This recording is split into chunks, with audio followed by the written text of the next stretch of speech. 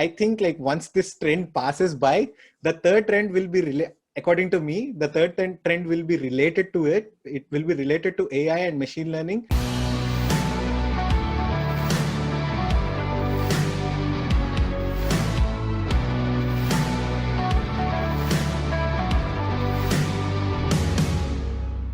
Thank you, Nikhil, for doing this. It means a lot to me and our yudisquad community. I've already done an intro of you, but let's do a quick round of intro for people who don't know you. Yeah, so I'm Nikhil Guram. I'm from Chirala, Andhra Pradesh. So I'm also a MS graduate from University of Missouri, Kansas City, with computer science and specialization in data science. And apart from that, I'm now working as a data analytics consultant for Microsoft through my current company called Campfire Analytics in Seattle, Washington. When did you come to United States? I came here, I remember exactly the date. I came here on 2017, August 10th. Okay, so it's only been 3 years since you've come. Okay, so what was your GRE, TOEFL, and bachelor's? I think like GRE, TOEFL, IELTS, everything is 0 because I have not given anything. Wait, what? Really? Yeah, I have not given anything at all. So everything's 0 basically. Yeah. But if you come to my bachelor's, I had a CGPA about 8.2 out of 10 from my university called like VIT University. I don't know if I want to call it a bachelor's because I did not complete bachelor's there. I got transferred here and completed my bachelor's here. So wait, I'm so confused now. This is interesting. I didn't even plan this for podcast. So you were doing your bachelor's and you transferred here for your bachelor's, and now you graduated with master's degree. So like to add one more layer to that, I initially had one backlog and I still got transferred. Wow. Okay. Please tell us, how does it work? Like. Yeah, sure. Like, so I was a student of VIT University. I joined that in 2014 in like kind of a BS plus MS integrated program for 5 years. Okay. So my major was computer science with a specialization of software engineering while I was there. Okay. So like once I started completing courses there, and then once I like started to like kick things off, learn the basics and fundamentals and stuff. One good thing that I've done there is like in 3 years, I've completed over like, I remember like 160 or 170 credit hours.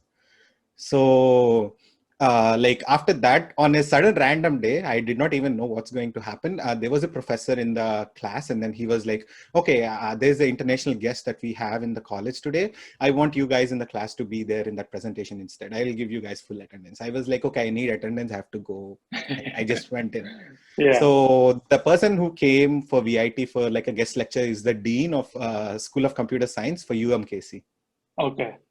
Yeah, so he came there, and then I did not enroll like sort of what I know. So I just went in. So he gave a speech about like what UMKC is, like what are the companies that are lying around, from like what days UMKC has been around, like who are the computer science graduates, what they're doing right now, all this sort of information. With that, he gave us like flyer for like programs like 4+1+1 and like 4+2, I guess, and then 3+1+1. So then I was in my second semester of third year. So like he in the flyer they had information about 3+1+1 program is like, okay, you completed 3 years of bachelor's in India. Come to UMKC, complete in your first year, try to complete your bachelor's as well as some part of your master's. And then in the second year of your coursework, entirely dedicated to masters, and then by the end of 5th year you will have bachelor's and masters, BS and MS degrees. Wow, this is first time ever I'm hearing this. So I mean, last time I did with someone who did like masters in India, 2 semesters and online, and then they came here for completing their masters. But yours is like different story. Like it's like 3 years in India for bachelor's, come to United States, and 2 years and you were done with masters. But did it take you 2 years, or did you take longer than 2 years? I actually took 6 months shorter. So oh wow, I had 15 credit hours per semester, and then I have used my summer. I had to like be in that situation to complete 6 months like 6 months earlier, because I'm going to explain that situation to you like in further discussion. But like for the sake of this, I had like, I would say like if you officially think like my completion date, it is almost 2 years, but like I had taken my OPT like just after 1.5 years of coming here. Okay. So Wow. That's yeah. so I'm now more interested in, because now the story is getting very interesting. So how does it work? Like, they came, they gave you the flyers. What does the application process look like? So like usually like people who come here for masters or like bachelors or whatever, they had to go to like an English test basically and math test like GRE, or Yeah. like in case of bachelors it's going to be SAT or like GRE, IELTS, TOEFL, Yeah. Right. whatever.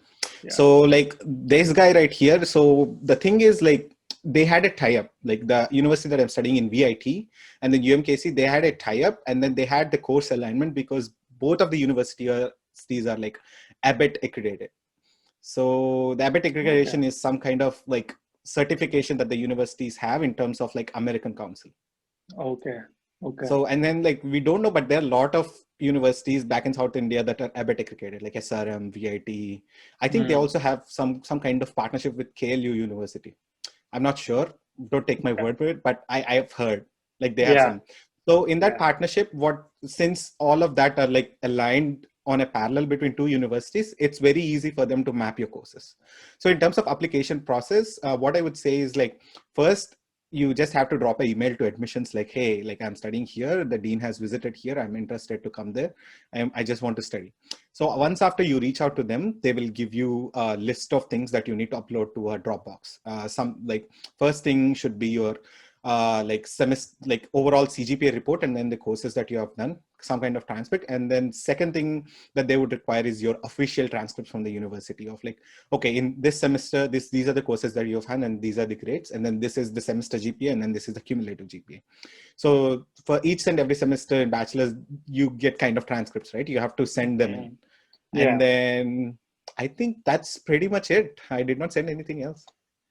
So, and is this applicable to just UMKC, or this is available for other universities? Because I don't know. Yeah. So like, I think it is available for all universities, basically. So what you have to do is like, but there are like few additional steps that you have to go through. Since Okay. there's a partnership between UMKC and VIT, it was very easy for me. I did not have to take any test. Right. But this option is still open for anyone. Like basically what you need is like the courses that you have done while in your, like you are in your second year or in your third year. You have to like make sure that like you have taken some courses, and then you have to map it with the curriculum of like whatever university that you want to apply Yeah. for. And then you have to write to the university admissions like, hey, I just want to transfer from India to there. So this is my CGPA. These are the courses that I've done. So like, what are the steps that I need to take? And then what is the application process basically? If you are going to like type that in, they will send you requirements. Typically it will be like the transcripts and then the courses that you have done. And typically you also, yeah, I remember, you also have to send like the course description of like what you studied actually in that course. Right. Right. So Right. once you send in those, if the university thinks that you will still need the English test, or like you will still need a SAT to come in or something like that, they will determine that and they'll tell you. You just have to take that, and then they'll give you I-20, and then they goes on. Got it. Okay. Okay. So this is cool. I mean, I'm recently getting a lot of young crowd, which is 8th standard, 9th standard, and maybe bachelor Right. students. So maybe if they want to do something like this, they could use your experience and maybe apply to some colleges. Tell us a little bit about UMKC. Did you research it before you wanted to transfer, or you were like, "अरे free में मिल रहा है, चलो जाते हैं," type? So yeah, I did kind of research of like what the university is, what the standing is, like what are the future prospects gonna be and stuff.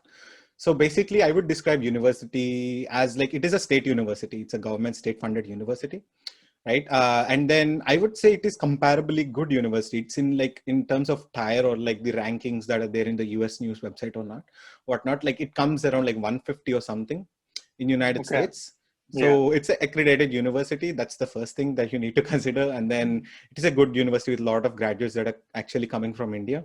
And the third thing that I have seen is like they really, really take very awesome and good care about your immigration related things. For example, your OPT, your CPT, and like whenever you're going to move to H1B, and then your documents or whatnot. And then they even have a provision to like send all your documents directly to their office, and then you can pick up from there instead of Very like getting your nice. EAD cards and stuff like roaming around in USPS, right? Yeah. So they really, really take good care of that stuff. And then when you come to actual coursework part, so I've had an opportunity to meet some really, really good professors and then pursue some research, do some directed readings, do a lot of projects, and like get away. Like my mentality is to like get away from sort of theoretical knowledge sitting in classes to like Yeah. kind of do something, Right. jump in and do something. So, and I think that has helped me a lot while I was searching for jobs. So yeah, I would say it's really good. It's not the top university. It's not, of course, it's not Ivy Yeah. League university, Yeah. Right. but Right. it's a good university with respect to you, the effort that you put in. Like if you put like a lot of effort, you're going to definitely succeed. I know people Got who are like just bachelor graduates from that university and now they're working at Google, Microsoft, Wow. Amazon and stuff. So you never know, like it's just dependent on you. Yeah. So real quick, I want to know, I know you mentioned you had done research work or a little bit with professors. So does that mean like, did you have on-campus job or like a scholarship or something?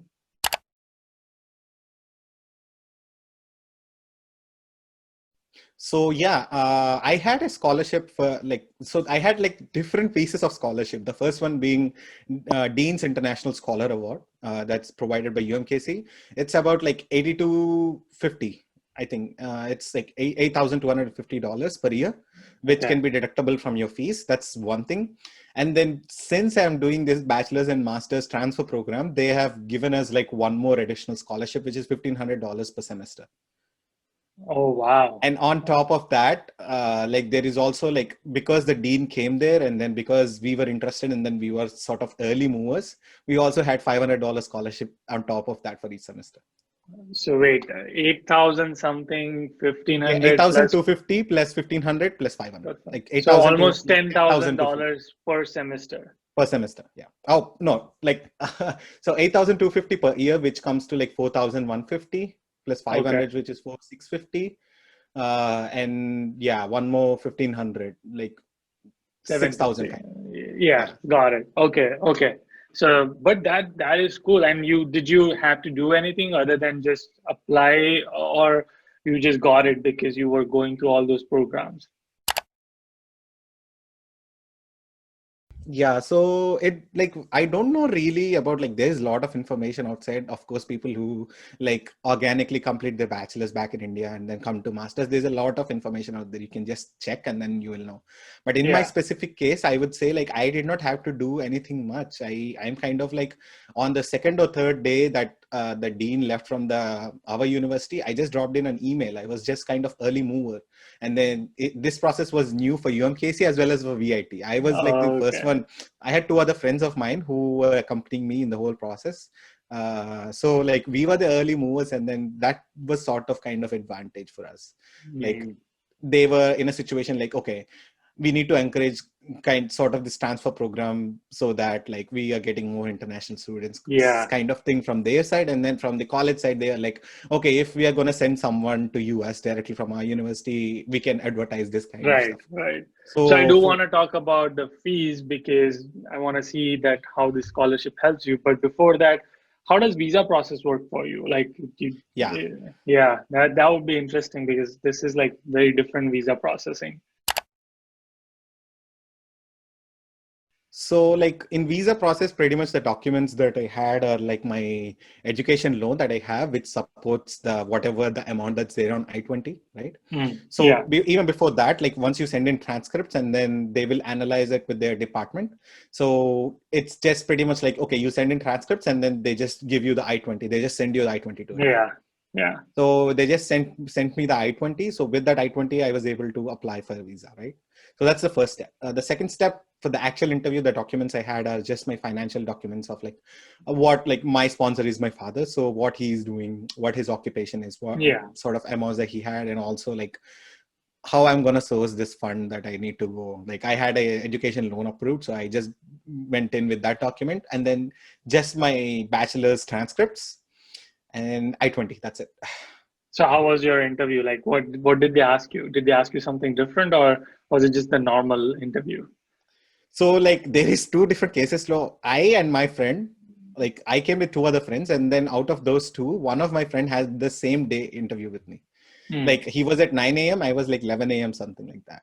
Okay. So he went in, and then like the guy that he's that he got interviewed with, he actually like dig deep in, because you're just going in the middle of bachelor's and then you might not have idea. He kind of asked the computer science principles and foundations. Like he had a book, the interviewer guy. So Oh like for wow. mechanical there's a one book, and then for computer science one book, everything. So Wow.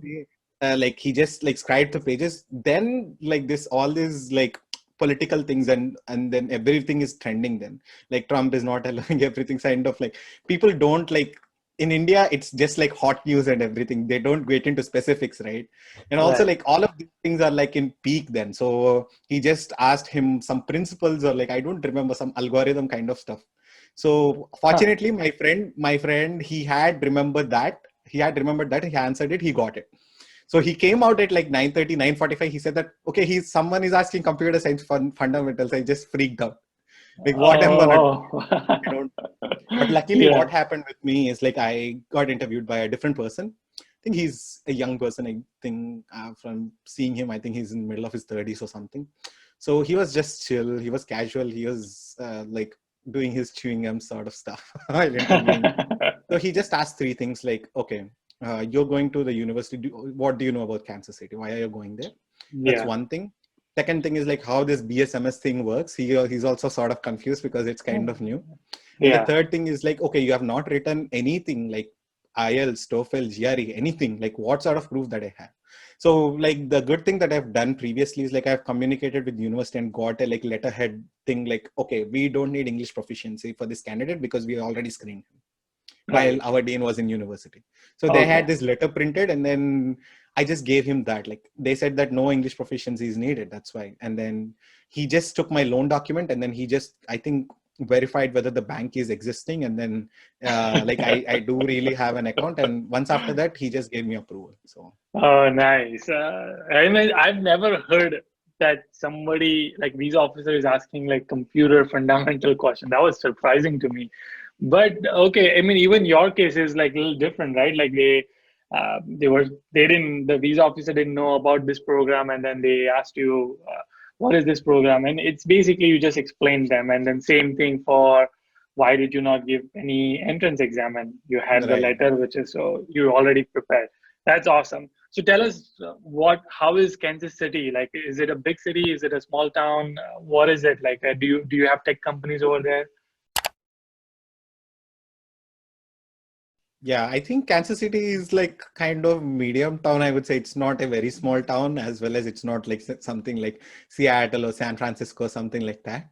It's Yeah. a decent mid-level town that I would say, and especially known for its barbecue. So, so Nice. like in terms of weather and stuff, summers are really hot, and then winter is like really chilly and cold.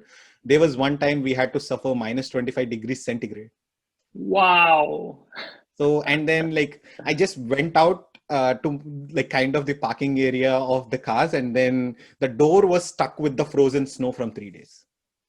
Oh no. Wow. So that was one of the difficult things that I had to like go through, but it's all worth it. Like it's new experience, right? You don't get Yeah. these experiences Yeah. a lot.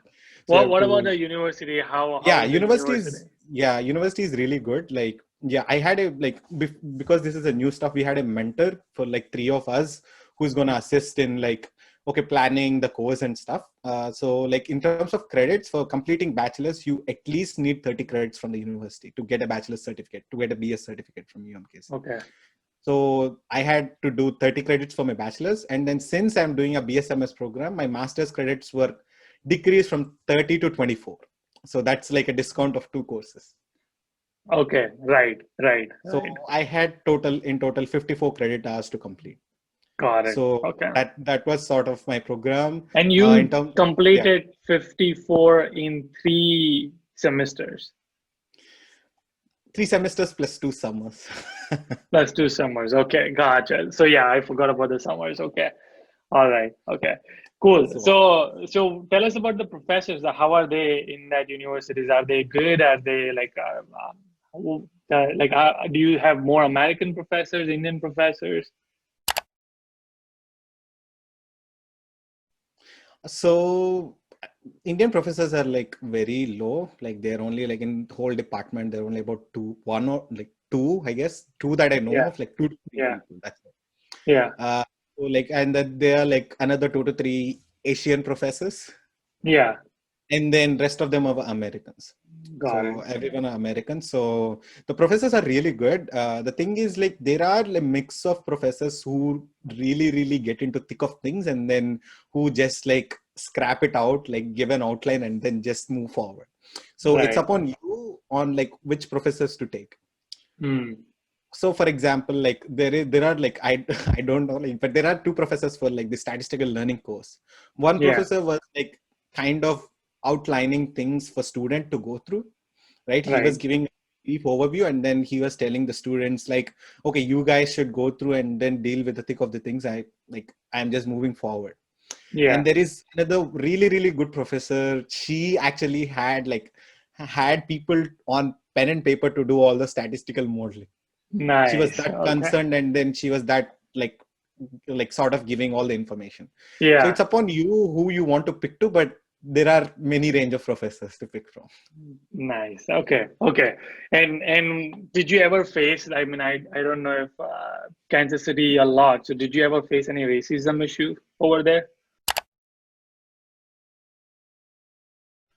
There are like, to keep things up, there are areas where the crime rates are too huge. Hmm. And then the reason the crime rates are too huge is like illegal peddling of drugs and everything. Hmm. So you really have to stay away from those areas to be safe. Okay. The Okay. the area where the college is actually, and then the students actually live, it's pretty good. It's normal. There's nothing like that, Yeah. because it's too much tied to university, and then there are a lot of students. It's going to be good. Right. But like if you go like 1 or 1.5 mile away from that to a different direction, there is area where like the crime rates are too high. So people are always roaming around under influence, and then they just do bad things. So Hmm. like you really need to know what those areas are, and you better stay away from it. Rather than that, downtown and all the tech suburbs and stuff in the Kansas City, they're all really good, and then there's a lot of basic population there, so it's all good. Nice. Like Okay. Okay. if you just get into a tiff, then God knows what's going to happen. But if you're pretty comfort, like roaming around in pretty safe areas, and then you're doing your work, there's nothing to worry about. Right. But that's more like a crime scene in Kansas City. But what about racism? Like, did you face when you were in college, or like people are being mean to you, or students are being mean to you? Never. Yeah. Yeah. No, I mean, I've no. never faced it either. So I just wanted to see like how is it, if it is different or not, because I've never faced it myself. There are some crime areas, not crime areas, but shady areas in Chico as well, Right. which I Mhm. would tell students to just avoid those areas. But that's common, so that makes sense. I've never faced it with any of my friends or professors or any, like, people are sweet there, so Yeah, you yeah, don't really face anything, until right. and unless you get into a tiff with them. Yes, yes, yes. So let's talk about fees. What is the fees? How does the fee structure work for that your specific program? Yeah, I think on an average for a regular semester like spring or fall, you're gonna, like, with all the scholarship and stuff, you're gonna spend like $10,000 per semester. So you spend just $30,000 Kind of 35, $36,000 kind of stuff. with your 2 summers extra. So And then like this fees is like $10,000 to $11,000 for me, because I was taking 15 credit hours per semester. But if someone is going to just take 9 credit hours, like graduate thing, they're just, it's gonna decrease to like 8,000 or 7,000 or something like that. per semester. How? Because it's based on credit, right? Right. Yeah, it's based on credit. So like I have taken Oh, 15 you're credit saying hours like per per semester semester. it'll be, but the total will still be the same because they Yeah, still yeah, have the to total put. will still be the same. But like Gotcha. because I had to do 54 credit hours instead of some person who is coming for masters who will do only for 30 credit hours per sem. Yeah, yeah. So I had this ways like you can just do the calculation. Okay, for 54 credit hours, I spend like 10,000 on an overall. I spent about $36,000. You can just do the math for 30 credits, how much you're gonna spend. Got it. Right, right. Awesome. And what about your cost of living in Kansas City? Like how expensive is it or is it not expensive at all? Compared to many of the East and West Coast, Kansas City is cheap, dead cheap, I would say. So What is I cheap? know Like, people, yeah. yeah, I mean, I know people who stayed there like with monthly expense of like $350 or something like that. Wow, that is So, cheap. but Yeah. I am kind of like reluctant to stay in like shared accommodation with 10 other people in the house Right, and stuff. right, And right. I kind of like to like get my own kind of home office and then like study and then apply for Yeah. jobs and kind of stuff. So my expense was between $600 to $700 per month because Okay. I had my own room, I had my own home office and stuff. But I do know people who like live frugally and then they spend only about $350 to $500 a month. Nice. Okay. Okay. So that's, I mean, still, even having your own personal room and office and everything is still not bad. Like 600, $700 is Right. not that bad.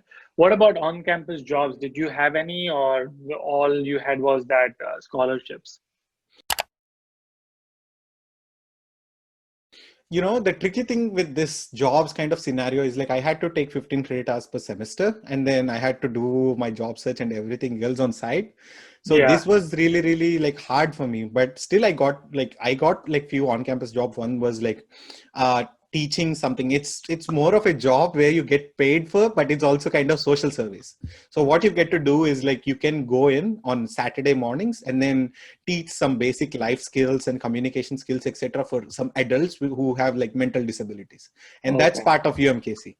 Yeah. So Yeah. it's part of UMKC ICED. ACED, I'm sorry, ACED is what they call Adult Continuing Education for Developmental Disabilities. I worked there as like a teaching assistant, and I worked there as a volunteer for few hours or something. Typically, the pay would be around $12 to $15 an hour. Yeah. So that is one thing. And then I've also worked as like a computer lab assistant for a few time, like for 2-3 months. It was Mm. brief, but like I think the pay was like the same, around 10 to $12, I guess. What about CPT and OPT? Like, are they any different for transfer program or you still applies the same rules? So like it is a little unfortunate for me because I had really like in this like collaborative program, I had really got opportunity to take CPT and OPT twice, but I missed it. CPT and OPT as well? Yeah, CPT and OPT twice. Oh, that's right. Okay. So after you complete your bachelor's, you could apply for Yeah, while you OPT. do your first year of bachelor's, you can like technically you can get CPT after your 1 year, which is your first summer. And Hmm. then after that, you can just break your course, take OPT, spend 3 years, come back to college, like finish few more courses in one semester or like 1 year. Again, like take CPT and take OPT. Like there are people who are doing that currently who came after like V3 people came. Wow, this is mind blowing. Like, I mean, Right. what? So, okay, I'm gonna break this down. So, people come there for this 3+1+1 program. They're doing their bachelor's. They still have 1 year to complete to complete their bachelor's. They started completed 2 semesters. Now they're eligible for CPT. So they did CPT for 9 months or 11 months, so to say, and then I think 11 months is the what you can Mm-hmm. maximum do CPT. Mm-hmm. Then they do OPT, convert their CPT into OPT, do 3 years of OPT, take like 4 years of experience, then come back on campus, complete their masters, which is another 1 year because you are in that program, and after that you can again apply for CPT and OPT. Wow, I mean, this is so how, but I thought like if you are doing bachelor's and master's, you only get one OPT, you don't get two OPT. Is that not true? I mean, like it's two different things, right? First, when I got in, right, my first 2 semesters, my I-20 was mentioned that I'm strictly on bachelor's. Okay. So I was a bachelor student when I came in. And after that, they have like upgraded me, my I-20 from bachelor's to master's after 1 year. Okay. That's when I became master student. So like even I didn't know that I'm able to like make use of like these two CPTs and two OPTs. I missed that kind of stuff when I realized they've already done my transition from bachelor's to master's I-20. That's why I lost it, So, because of but like, according to you, there are students right now who are yes. pursuing this what you're saying. Yes, and there are like people who came after like 1 year of, we came from VIT in the same transfer program.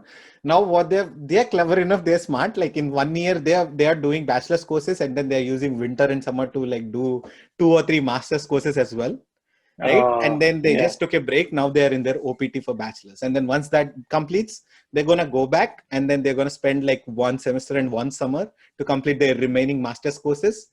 And Then then come again, back. take summer OPT. CPT and then do OPT. So that's the kind of path that they have. Jugaad, yaar, Jugaad. This is this is awesome, yeah. So let's talk about internship. I mean, I know that you didn't have any. Did you have any Oh, I internship? did. How? Because you had two Yeah, summer there. in my case, after searching, I got an internship in a company called Price Spider. So it's a startup which has a base in Irvine, California.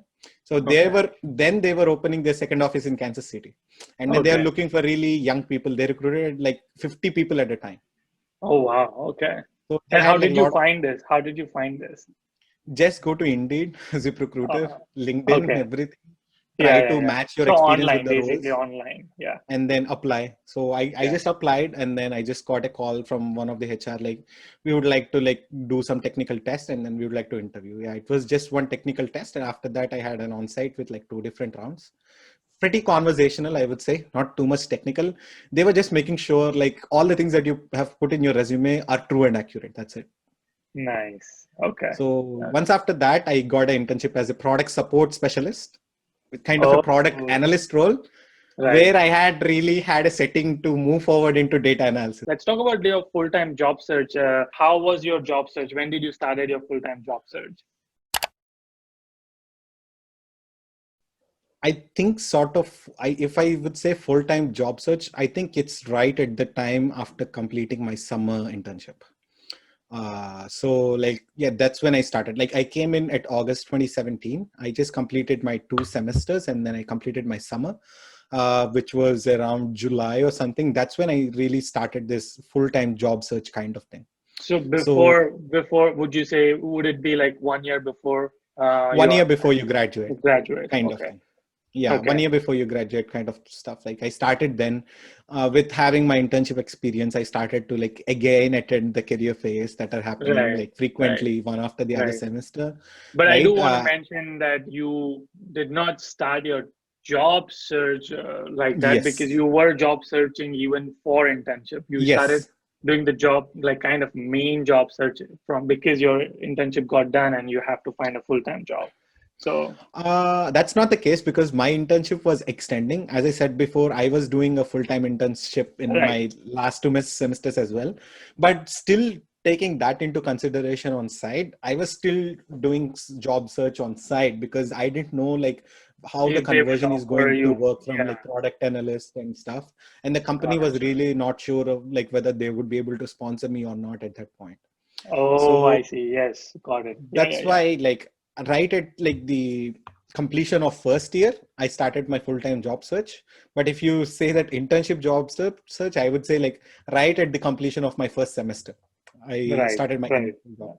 What was your job search strategy? Like, were you online applying, or networking, or career fairs, or all of it?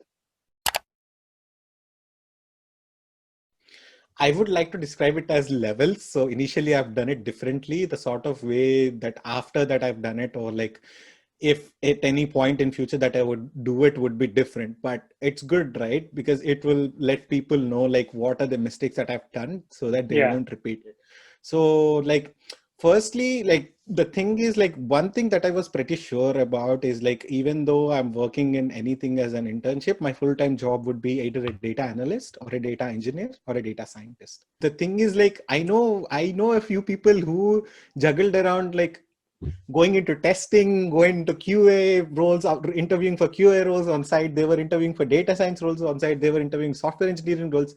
It's just because they had like zero experience and then they did not have any view of like where they're going, Yeah. right? So Yeah. like my point was like I wanted to only work in data analytics field to start with. Yeah. So Your job search was focused. yeah, my job search was sort of focused on the same roles for full time. Yeah. So the reason that even though there are like three different things, the reason that I wanted to do job search for three different things is because like for an entry level person, if you put in terms of skills, they are like mostly relatable for like all these three roles. Mm. The big thing would be SQL, of course.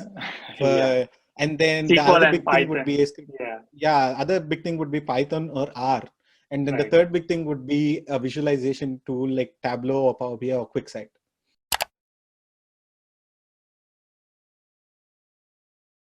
Yeah. Right? So with these three skills, you should like any role in data Yeah. engineering or analysis or data science in entry level, they're going to ask for these things. Plus for data science, they're going to ask modeling. And then for data engineering, they're going to ask you like the cloud related stuff. For data analysis, they're going to ask you statistics, A/B testing Yeah. stuff. Right? Yeah. But the core concepts are the same. That's the reason why I was focused in this field. Okay. Especially I did not have experience, but if I could have had like 1 or 2 years experience, I could have been more specific. Right. So now going back to your answer, Yeah, which I know we yeah. derailed a little So bit. how I started job search is like bit different. So I started job search like going on Indeed, preparing a resume, right? First, initially, I was like, I was in a good situation where I knew that okay, there is a career services department going on in the university. I have to approach them and then get my resume sort of cleaned up. Yeah. Because if you see my first resume when I came here, like end of my third year, it had my photo, some graphic and stuff, which I'm not sharing, but that was kind of stuff that I had before, right? Yeah. So Yeah. then I got to really know that there's some kind of career services thing that's going on. I really need to get edited and clean my resume with them. I went in, they saw my all my deficiencies, and then they kind of like streamlined it to like a big level. Nice. So they kept it like purely professional and then appealing for employers, right? Okay. It was still not perfect, but it was better than what I had before. Right. Right. So Right. I would recommend anyone even before starting like doing your job search, go to your career services department in the college, give your resume, don't feel ashamed. They're gonna shape it up for you so that you can at least get started. Yes. Yes. So I had good knowledge that I had to do that. I have done that, and then I started applying online for like any roles related to these three fields, any location, anything. Like I don't know, in probably in that period, in a period of like 6 months, I might have applied for like 1,000 different jobs. Oh, wow. How many out of 1,000, how many interviews did you get? I think I got around 50 to 60 interview like proceedings from that. Wow. So that, okay. Out So of that that's thousand, great. I got like the first step, I would say in the funnel 50 to 60. The ones that move forward are like 20 to 30. And then the ones that progress into like the final round would be only 5 or 6. Okay. And Okay. that's because of not having experience on my side. And that's because of not understanding the situation and skills like properly. I Right. didn't know like I didn't know until I got my first full-time job. I didn't even know about lead code. I didn't even know about like Hacker what the rank. other things are like Yeah. something else is like what is that, hacker rank. Yeah. And then I didn't know about all this stuff. I didn't know about SQL Zoo. I was like very naive, and then went to W3 schools to learn SQL. Like I was reading all the basics, and then I was just appearing for interviews, Yeah. which is not at all enough. I had to Right. learn it hard way after giving many interviews. Yeah. So Okay. that's the sort of stuff like I initially approached job search, but I Okay. had to change my ways again and again, which we are going to discuss Yes. obviously. So I think we should just get into it because I want to Yeah, find out how did you find your current job at Campfire? How did you get that? I would say like I was in like the similar scenario, but like the thing is like even before getting into Campfire, like even though there's no confirmation of the visa sponsorship and stuff, the internship that I worked for, they converted me as a full-time employee. They Okay. gave me bump from like product analyst internship. Usually the step is like product analyst internship. You become a product analyst and then you go into more specific like big data analysis or like a leadership role. But I had a bump from product analyst internship directly to big data analyst. Oh, nice. Okay. So because they got to know like I'm really good at understanding the data sources and structure of how companies working and what is the data flow, what's coming in and what's going out. I really got a Right. good grasp and understanding in those 6 months that I worked as an intern. I was able to deliver the impact. That's why like ahead of all full-time product analyst employees, they have pushed me to a big data analyst position. Okay. Nice. So and that's when like I had that full-time job, and then that really helped me, that internship conversion into full-time, getting promoted just in 6 months. That really helped me. I've put that all in my resume with all my skills. And again, I did not network. I wish I have did, but I did not. I've just Yeah. again started applying on Indeed, LinkedIn, like what, like tell me, I know. But ZipRecruiter, whatnot, anything and everything. So and the same way, like my current employer, Campfire Analytics, they were like good enough to go through all resumes that they got via these sourcing websites. Next day itself, to my shock, I got a call. Like, okay, I have seen your resume. I want to schedule a call with you. So Hmm. I've done one initial call with the employer. And then after that, they have sent me a data set, which I had to like transform, use SQL, use Python, transform, identify metrics, and then visualize them. I have done the visualization in Tableau then. So I had Hmm. sent that out, and then they were like, okay, cool. We want to have an onsite. Why don't you come into the office? So I had an onsite and I just cleared it. So that's how it happened. Got it. So before we talk about on-site, what were the skills you prepared for that roles? Yeah, I mean, like your data analysis video, I've seen it. It was right on point. And I Okay. thank you so much for doing that. I thank you so much for keeping in research for that. I highly recommend anyone like who are starting out in this field area, first see the Yudi's video and then come back and then see what I'm talking. Then you will get to understand what I'm talking, right? Thank you, So man. like, Yeah. yeah, most of the things that you said were true and accurate, but I have some additions to the things that you have Hmm. said to be Yeah. like on point for 100%. Right. Right. Right. So like let's talk about in terms of like thick and thing like SQL, right? So in SQL, it's not like, I highly tell people, if you have zero experience, you are going into this, don't start SQL, like learn the SQL concepts and don't start applying right away. What I would Mm. suggest is like learn SQL concepts from anywhere. There are like a lot of good courses on Udemy.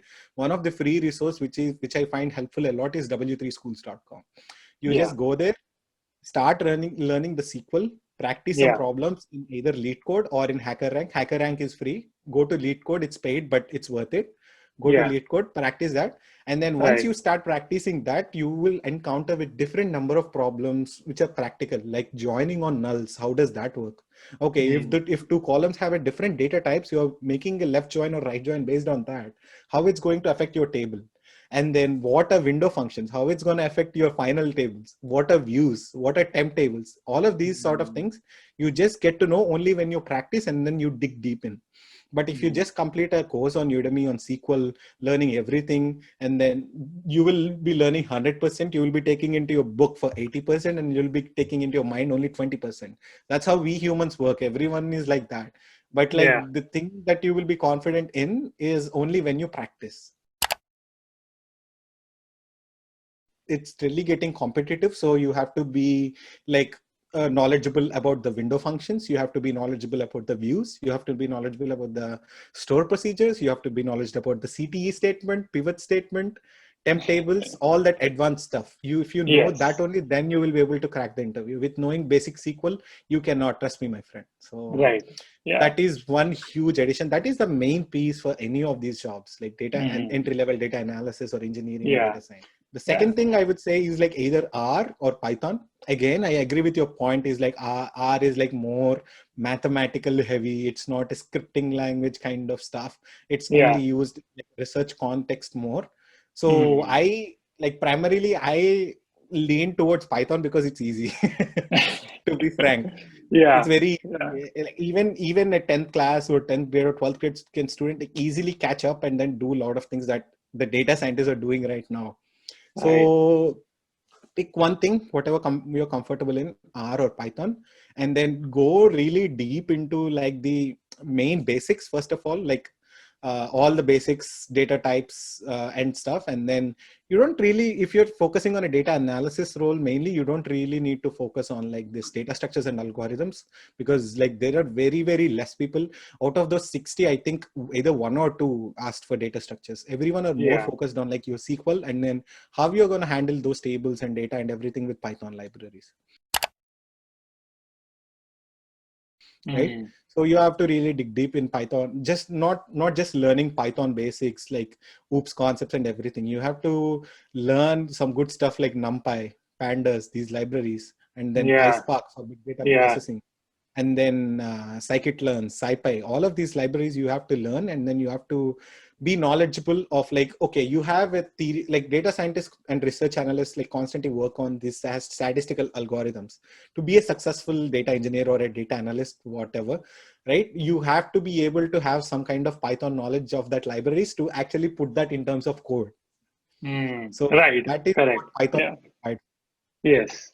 And Yes. then I would say finally pick one thing.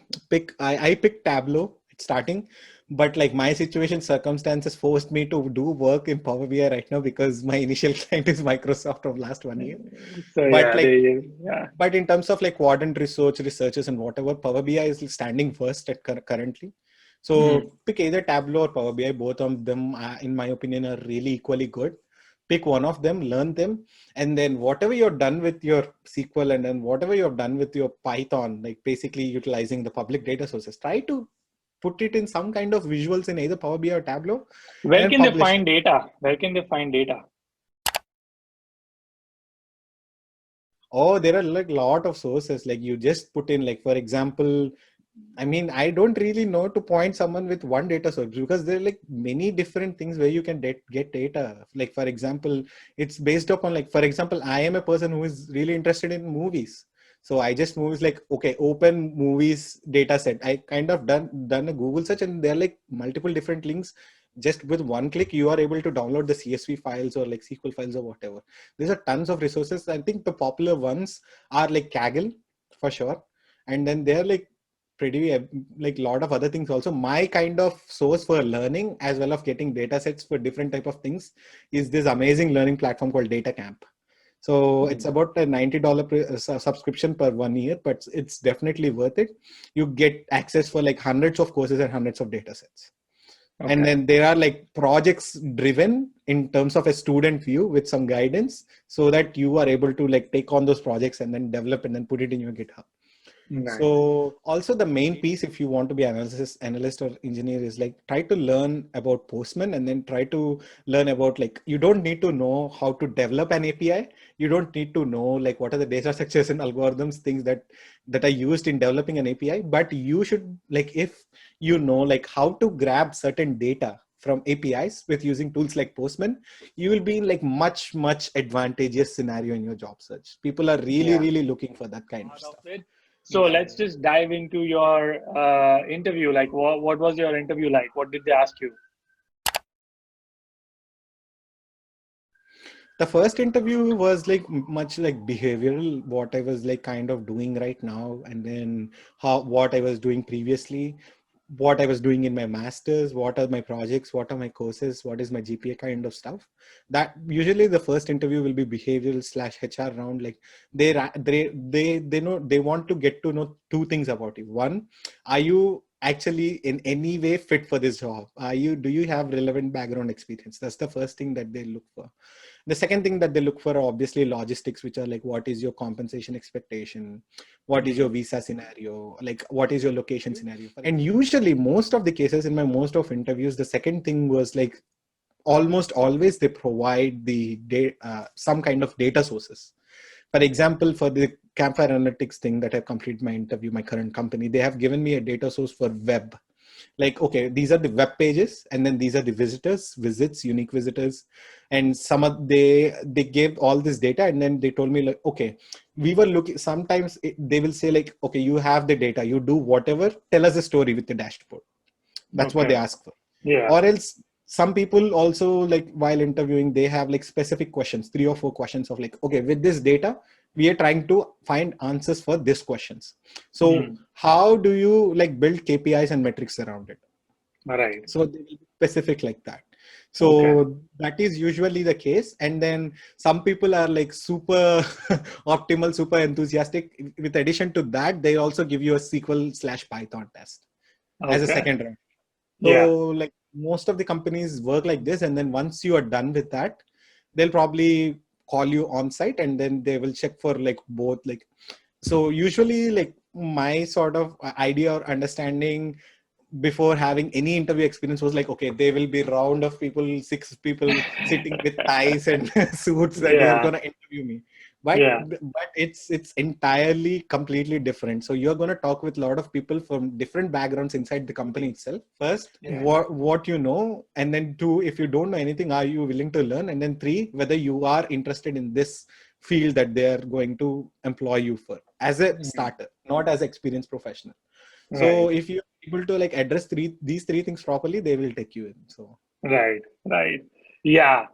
In my case, I mean, I've also hired. So in my case, I also look if this person is going to fit the team as well. Yeah, Because, definitely. I always say character over talent. So you could be very talented, but you could be very rude and arrogant. Yes. And I don't want such people. Like, I don't want one Yes. person to, bring into my team to ruin my entire team. So yeah, that's another thing which I think people also look when they go to on-site. Anyway, so finally you got the job. What's the salary range for data analytics consultants? For a data analyst, I could talk for data analyst because I was in that position from like last 2 years. So the range would differ anywhere. A base pay would differ in startups from $60,000 per year to $100,000 per year, based on your location, based on the startup scale and everything. Yeah. And then the additional compensation for startups would differ anywhere from like 5 to 10% of your salary. So that's going to be your additional compensation, which rounds from like 70,000 to 110,000, like that. But when you go into the FANG companies for like the same role, the starting pay would be anything between $110,000 to $150,000 as a base pay. And after that, you're going to have like other pieces like stocks, bonus, like relocation bonus, joining bonus, whatever. So, yeah. What do you think, according to you, the scope and career, like future of data analytics are, or data analyst is? I think there is like a lot. I think data analysis, data science, AI, machine learning, it's going to be next kind of software development trend. So in last like 10 years or 15 years, I would say we had like a really, really big wave and trend, like software engineers and like software developers, software managers, everything is like in software and problem solving. But like with the sheer amount of infrastructure that the FANG companies are building right now with their clouds and stuff, and then with the sheer amount of data that people are acquiring from their websites, mobile, Android, whatever, whatnot, and then with the sheer amount of computing capacity people have in reach just by some tap of some cloud services, they want some good people to really analyze those stuff and then make sense of it, build the metrics, and then give some leadership insights to like how we should move forward in this particular specific scenario. So this is the next wave and next trend, I would say.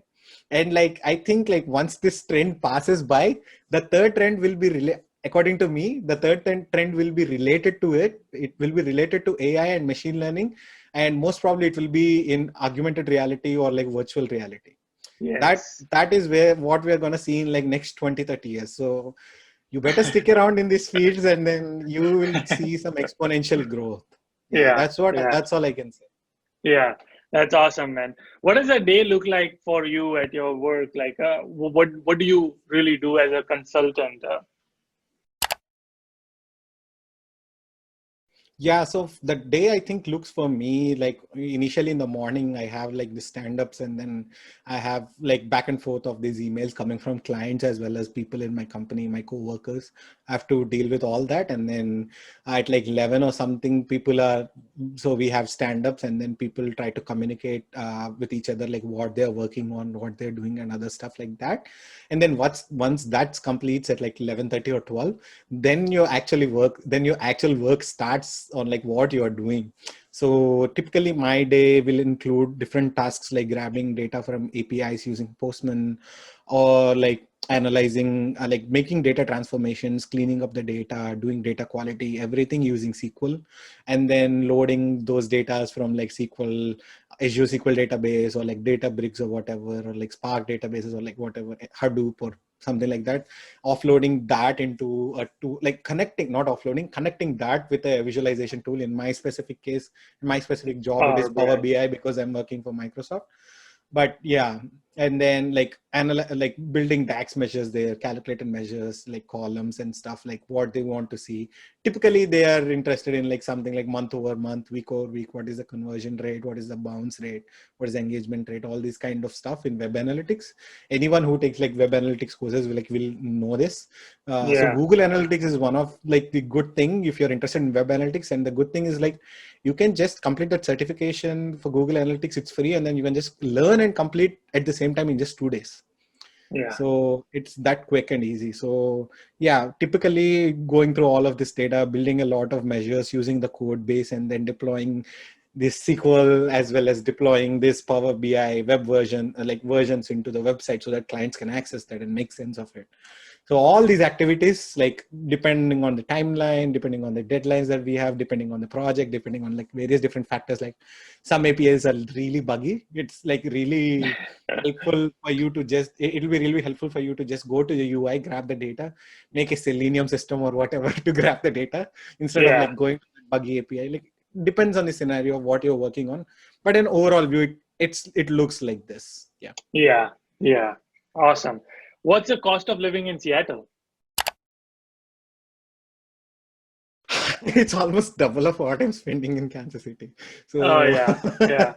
Yeah. I was spending like for my kind of this life setting, I was spending around $600-700 in Kansas City, where here I'm spending anywhere between $1,500 to $1,600. And and Considering, yeah, and go is ahead. that because your rent is higher or because you're eating outside? What's so expensive over there? Yeah, I mean rent itself, because like in Seattle, like there is a suburb called Bellevue near Seattle, which is like 10-15 miles away, right? And then this is where like Microsoft has built their headquarters from like many years, like from their inception, I would say. Yeah. So because of that, the rents in this area are a bit high. So I have really got this apartment for a really cheap price, according to like the other things that I had. So the cost of this apartment is like $1,550 per month. And then really good thing is like it has a garage, it has a patio, it has an external storage, and then it has two storage Nice. inside. So And do you live by yourself or do you live with a oh, roommate? I have a roommate. I have a roommate. So we share Okay. expenses. So yeah, do the math, right? 775, 750, something like that per month. And then the good thing Yeah. is this apartment has utilities covered in the rent. So, Oh, nice. Okay. but this So is so the the- cheaper end. But right. like, yeah, Yeah, but people probably pay double of what you pay. yeah, right. Only in the rent. But I was fortunate. I'm just paying 750 in the rent, and then I'm having all these resources.